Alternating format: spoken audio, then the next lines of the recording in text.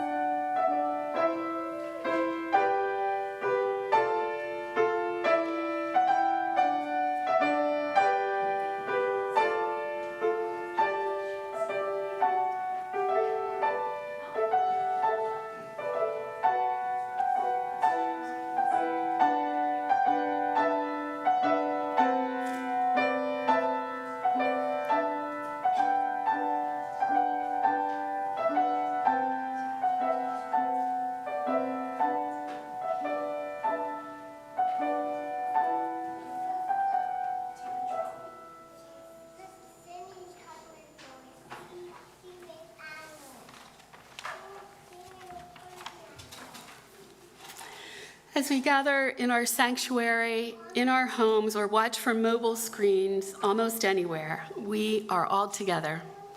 Those watching now on Sunday and those who may be watching months from now. We are joined together for worship across both space and time.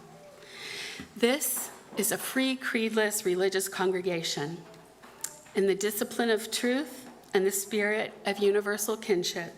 We join together in a cooperative quest for religious and ethical values, seeking to apply these values to the development of character, enrichment of the spirit, and service to all. You are welcome here, whoever you are, whomever you love, whatever the color of your skin or your country of origin, no matter your gender expression or identity, whatever your age, however you define family, wherever you are at this time, and whatever the source of your faith, you are welcome here. This morning, as we do each time we gather, we kindle our Unitarian Universalist chalice. Today we do so with words from theologian Reinhold Niebuhr. I hope I'm pronouncing that right. O God, grant to us the serenity of mind to accept that which cannot be changed, courage to change that which can be changed, and wisdom to know the one from the other. Living one day at a time, enjoying one moment at a time, accepting hardships as the pathway to peace. Please light your chalice at home. Our common chalice is almost lit.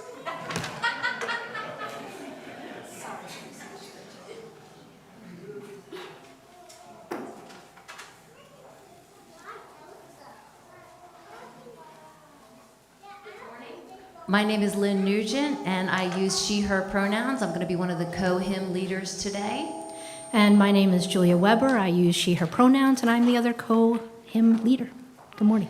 And please rise in body or spirit to join us with our first hymn, which is There Is More Love Somewhere, hymn 95.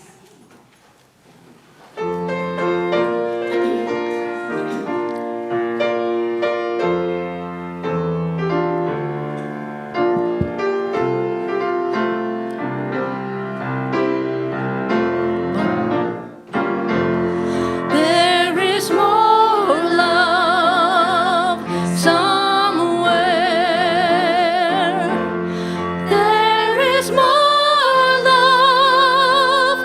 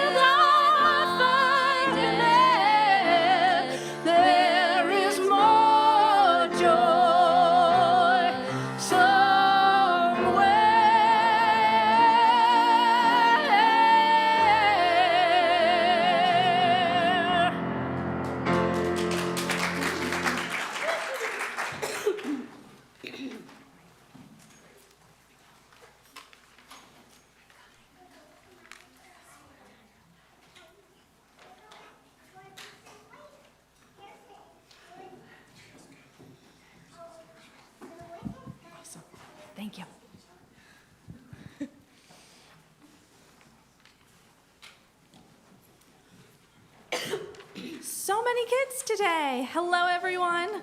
My name is Melissa. Today we're going to read You Are Always Loved, a story about hope. Sometimes you look around and everything is bright and feels like love. Do you guys know that feeling? Feeling of love? Yeah?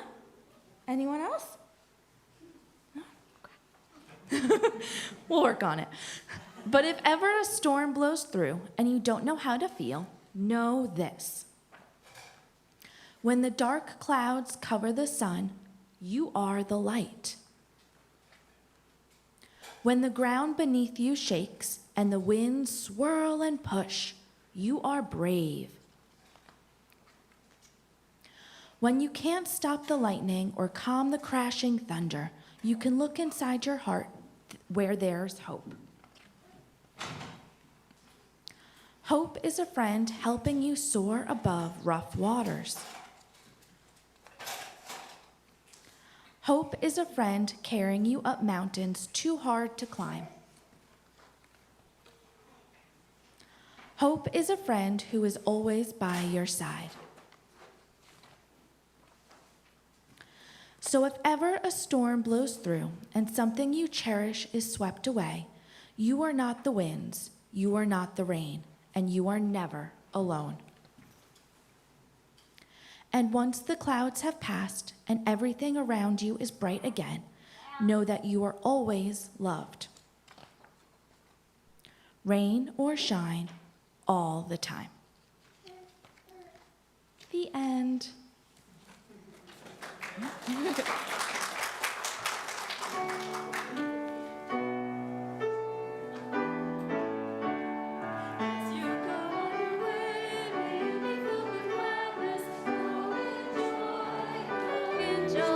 May fortune bless your day with peace and loving kindness. Go in love, go in love. As you go on your way, may you be filled with gladness. Go in joy, go in joy. May fortune bless your day with peace and loving kindness. Go in love, go in love.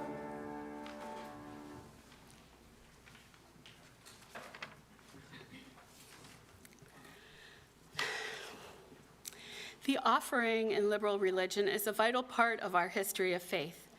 As a covenanted community, people who freely choose to be here, our voluntary giving is symbolic of that freedom of choice. Each week at Bucksmont, we share our offering with a different cause or organization in the community. For the month of July, we are sharing with Equate.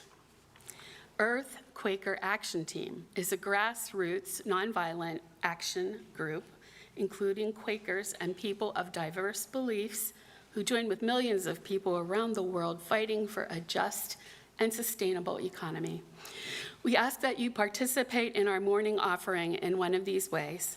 You can write out a check to Bucksmont and mail it into the fellowship. You may donate online now or at the end of the worship service, or you may place your donation into one of the baskets as they are passed. We will now receive the morning offering.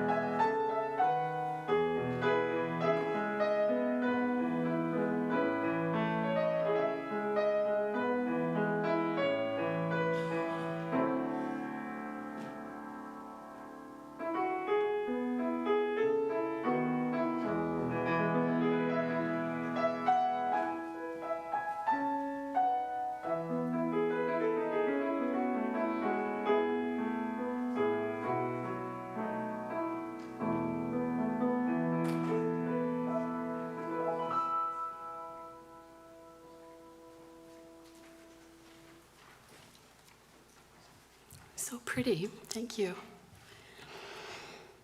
Our community continues to grow and thrive due to generous donations of both time and money. For the many ways that you contribute and how it sustains this fellowship, we are truly grateful.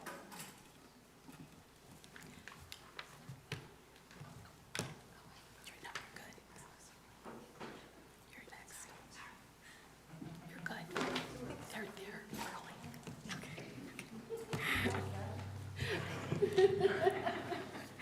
Good morning. I have two short readings for you.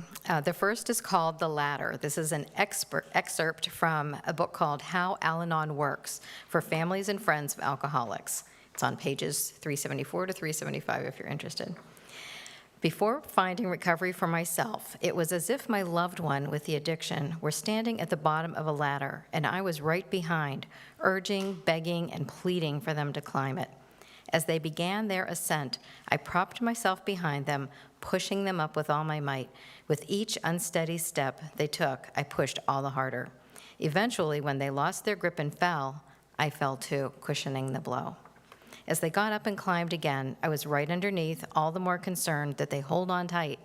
Each time they slipped and tumbled, I fell beneath them and took the brunt once more. Injured and sore, I went to my first support group meeting. I began to notice that other people's loved ones weren't even holding on tightly or being careful with their footing. Why should they? They had fallen several times without sustaining injury. And of course, we fell once again. Then I noticed that next to this ladder was another one, a ladder with my name on it. I picked myself up off the ground, walked over, and began to climb it. Although I was concerned about my loved one, I realized that they must climb their own ladder by themselves. My attempts to help had only hindered. As I climbed my own ladder, I discovered that it requires a great deal of concentration and strength to move up. I can't effectively climb while keeping an eye on the other ladder. So I focus on my own climb, up the rungs, and let my loved one focus on their climb. If they fall, I will empathize, but I will not be injured. Their own injuries may help convince them to hold on tighter. Their success or failure in climbing out of the pit of addiction is their responsibility. Whether or not I climb up is up to me. The next reading I'll be referencing again when I speak to you shortly, but it's called Welcome to Holland. It's by Emily Pearl Kingsley. When you're planning your family, it's like planning a fabulous vacation. Let's say a trip to Italy. You buy a bunch of guidebooks and make your wonderful plans. The Colosseum, Michelangelo's David, the gondolas in Venice. You may learn some handy phrases in Italian. It's all very exciting. After years of eager anticipation, the day finally comes. You pack your bags and off you go. Several hours later, the plane lands. The flight attendant gets on the loudspeaker and says, "Welcome to Holland." Holland, you say? What do you mean, Holland? I signed up for Italy. All my life, I've dreamed of going to Italy. But there's been a change in the flight plan. You've landed in Holland, and there you must stay. The important thing is that they haven't taken you to a horrible, disgusting, filthy place full of pestilence and famine. It's just a different place. So you go out and you buy new guidebooks. You must learn a whole new language, and you will meet a whole new group of people you would never have met. It's just a different place. It's more stressful, more unpredictable, but after you've been there for a while and you catch your breath, you look around, you begin to notice that Holland has windmills. Holland has tulips. Holland even has Rembrandts. But everyone around you is busy coming and going from Italy and bragging about what a wonderful time they had there. And for the rest of your life, you'll say, "Yes, that's where I wanted to go. At least that's what I planned." And the pain of that loss will never go away, because the loss of that dream is a very significant loss. But if you spend your life mourning the fact that you didn't get to Italy, you may never be free to enjoy a very special family that you found in Holland.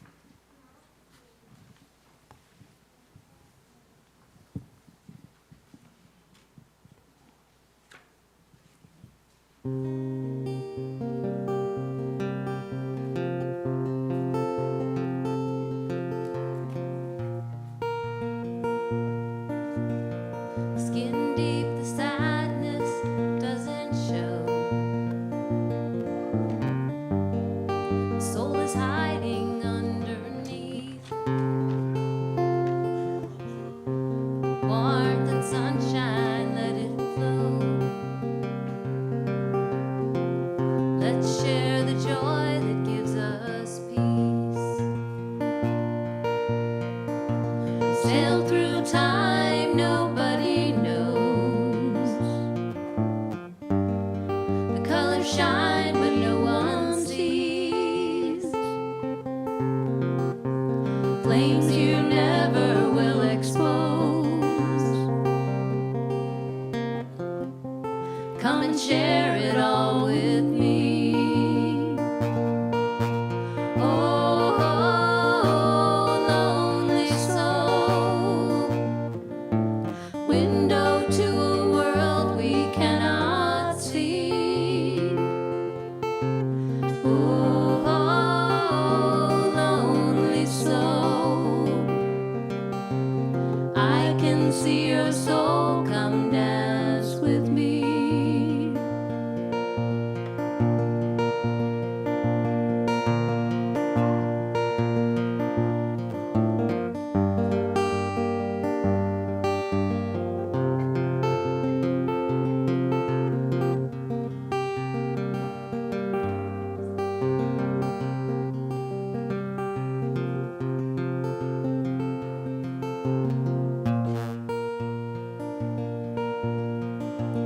Rain won't wash away your sunshine.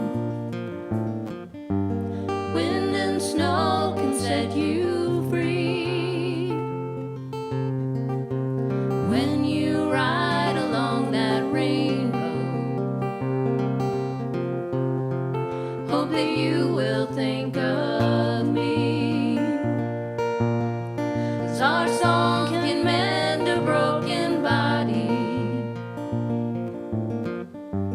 Love's the spirit and the sea. All the hills won't come between us. We'll sing together, you and me. Oh, lonely soul, window to a world we cannot see. Oh, lonely soul, I can see your soul, come dance with me. Oh, lonely soul, window to a world we cannot see. Oh, lonely soul, I can see your soul, come dance with me.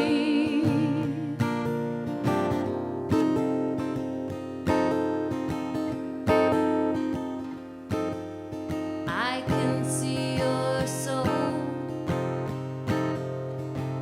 come dance with me.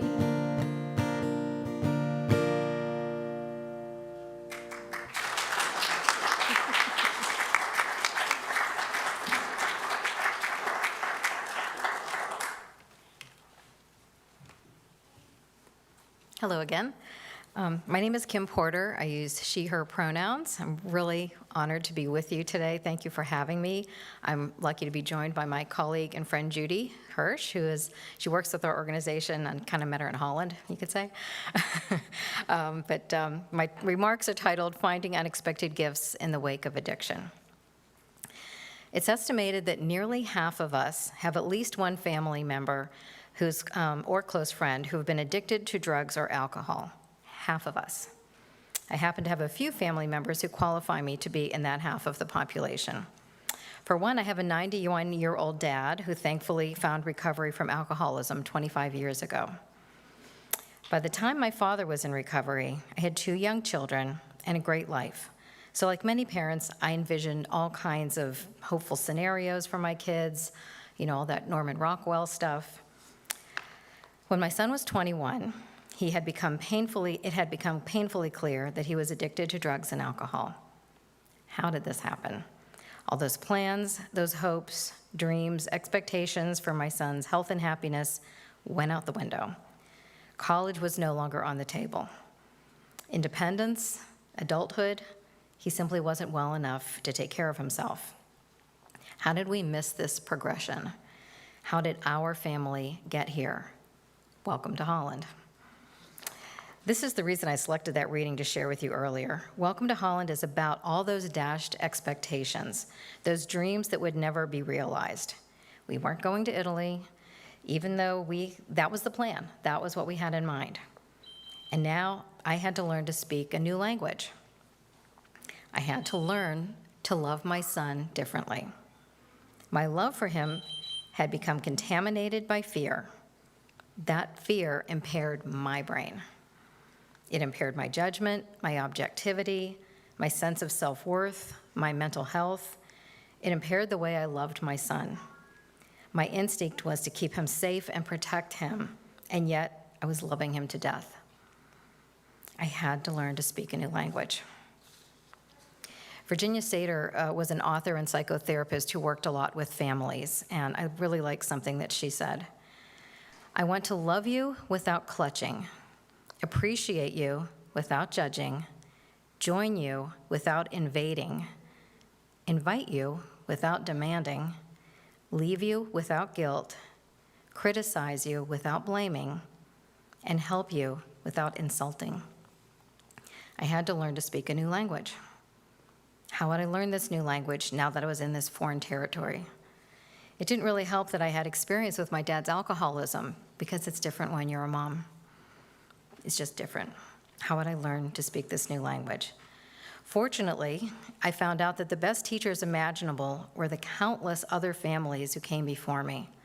It turns out there's an entire world out here rife with professionals who understand and treat addiction, support groups with people who have walked down this path and know it well, thousands of books that help to illuminate what our loved one and we are going through.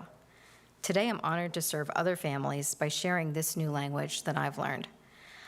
By the way, I still slip into Italian now and then.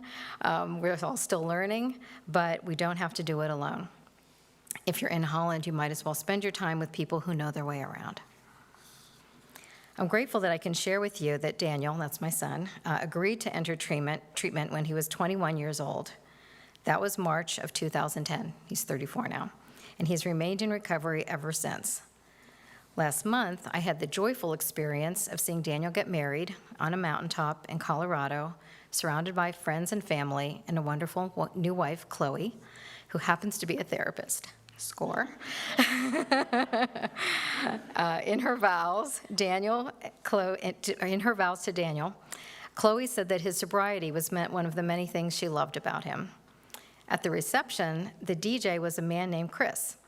Chris has been my son's friend since high school, and he was a vital part of the intervention that we had for Daniel 13 years ago.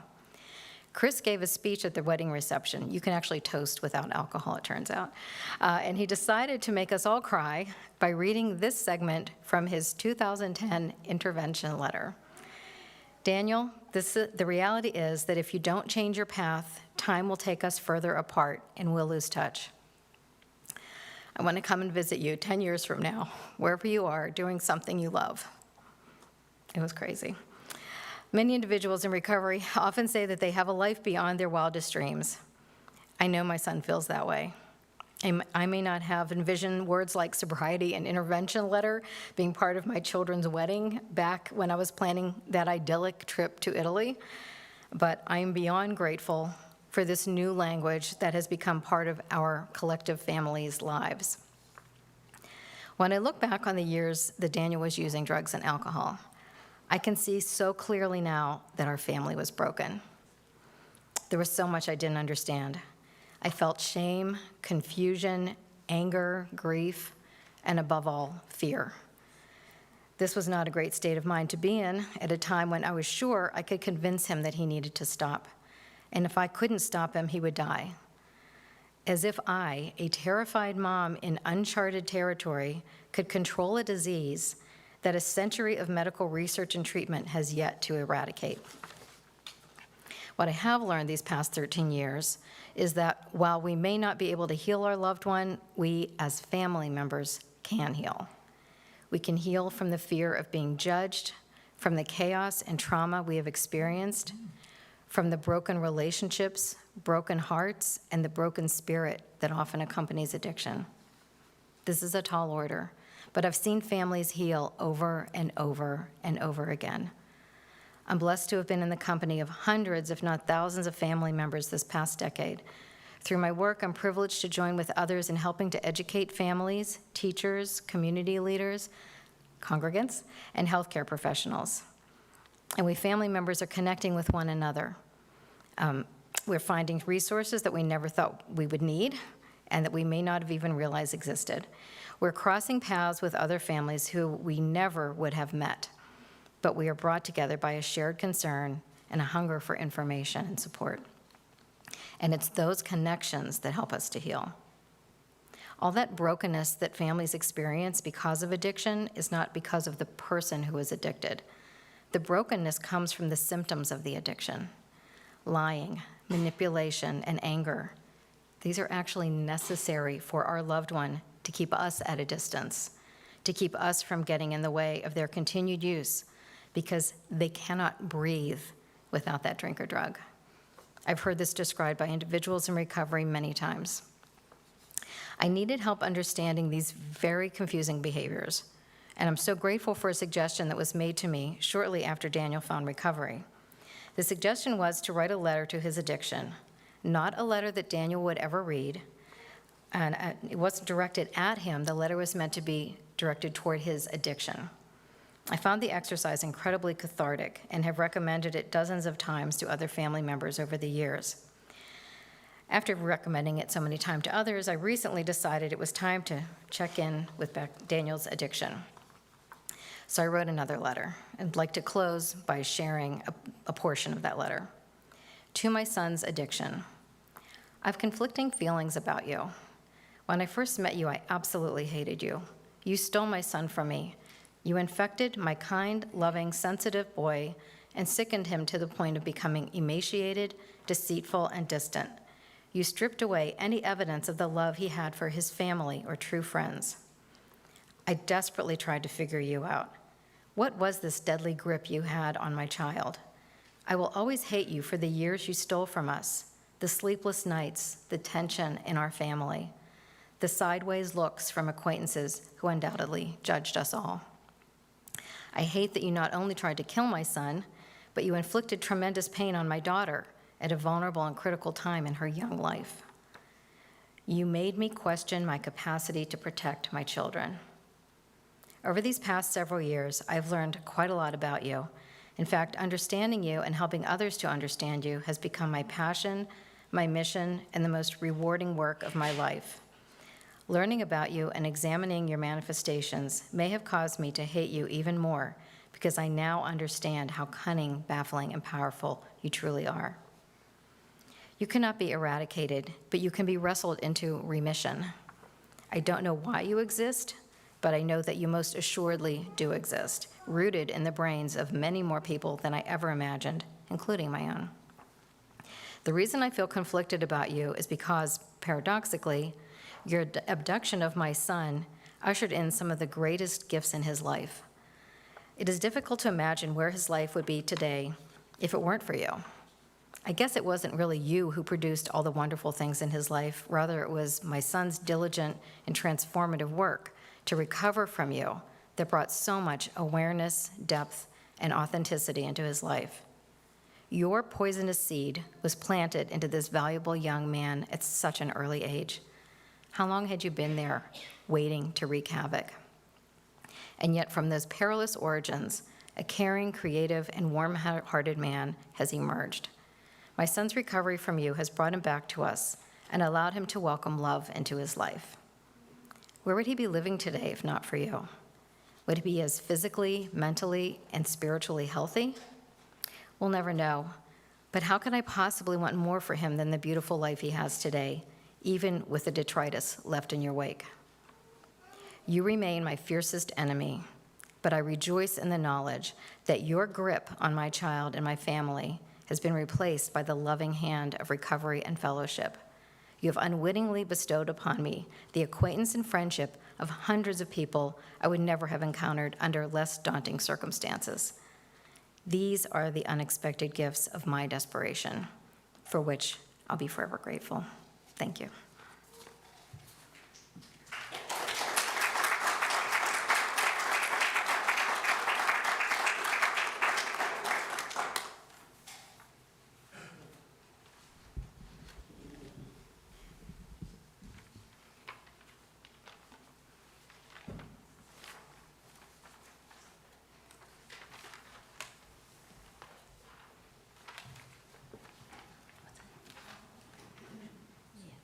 Okay, before we stand up for our next hymn, I'm just going to explain what's going to happen. So we're going to sing through this hymn. It's 1053, How Could Anyone? And we're going to sing through it 3 times.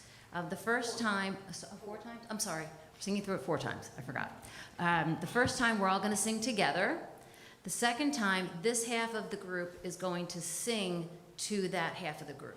So only this group will sing the second verse. Well, it's all the same verse, but second time. And then the third time through, this half of the group will sing to this half. And then the 4th time through, we'll all sing together again. So if everyone could please rise in body or spirit to join us in singing hymn 1053, How Could Anyone?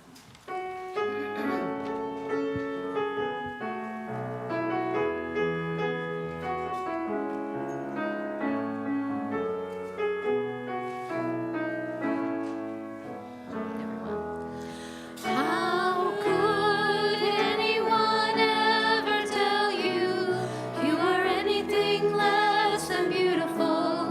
How could anyone ever tell you you are less than whole? How could anyone fail to notice that your loving is a miracle?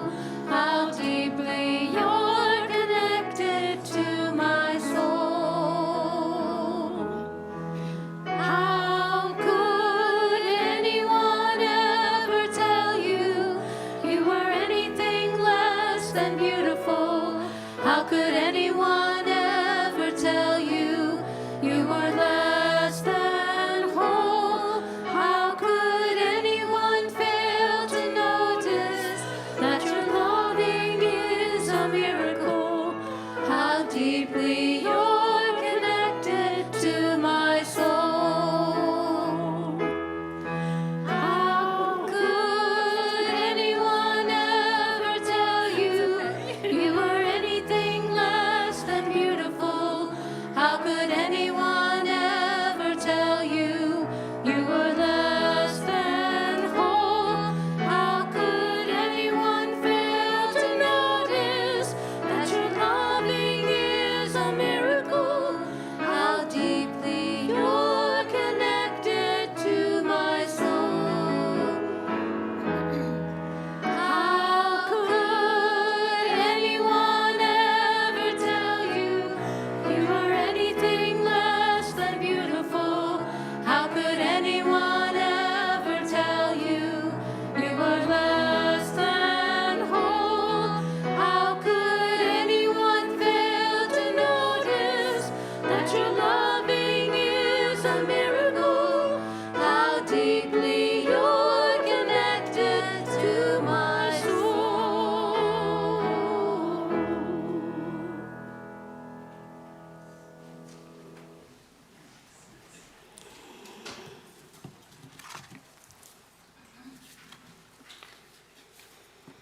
Take a moment to recover from that.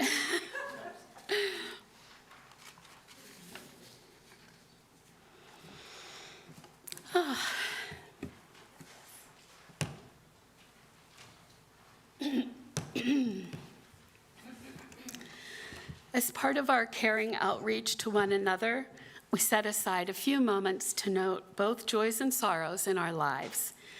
In these moments of peace and reflection, we turn our attention to one another.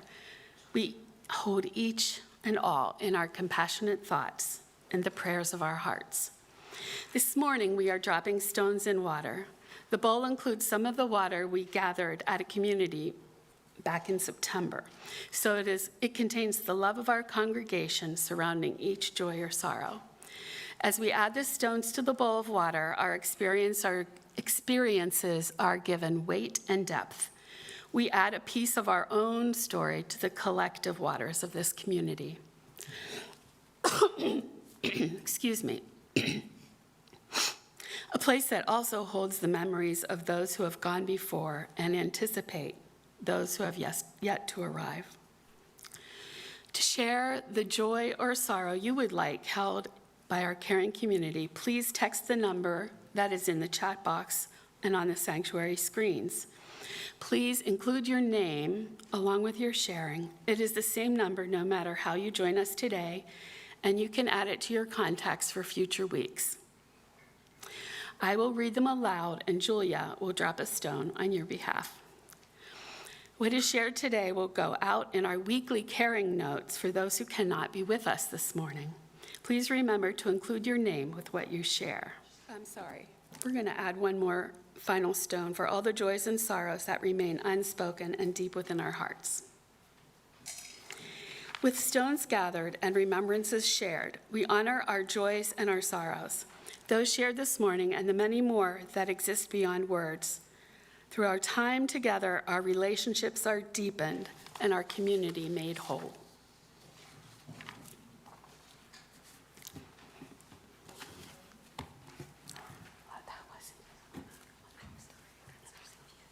Please rise in body or spirit to join us in our final hymn, number 298, Wake My Senses.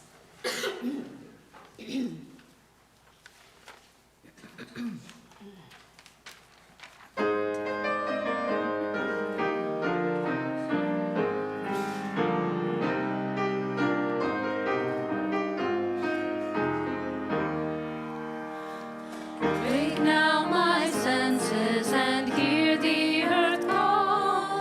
Feel the deep power of being in all. Keep with the web of creation your vow. Giving, receiving as love shows us how. Wake now my reason, reach out to the new. Join with each pilgrim who quests for the true. Honor the beauty and wisdom of time. Suffer thy limit and praise the sublime. Wake now compassion, give heed to the cry. Voices of suffering fill the wide sky. Take as your neighbor both stranger and friend, praying and striving their hardship to end. Wake now my conscience with justice thy guide. Join with all people whose rights are denied. Take not for granted a privileged place. God's love embraces the whole human race. Wake now my vision of ministry clear. Brighten my pathway with radiance here. Mingle my calling with all who will share.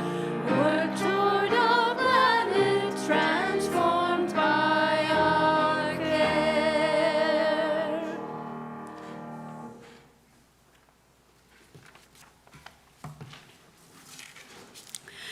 Our chalice extinguishing words this morning are again from Reinhold Niebuhr.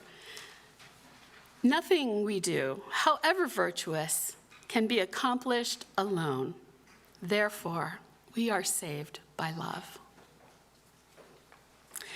As our community departs, sorry, doing two roles here. As our community departs from this service, may we remember all who came before. May we imagine all who will come after. May we honor all those who are present with us here and now. In our time together, we create this community, one of promise, one of commitment, one of love. In our time together, may each of us become a sanctuary for all we meet on the journey. May we go together now and return again.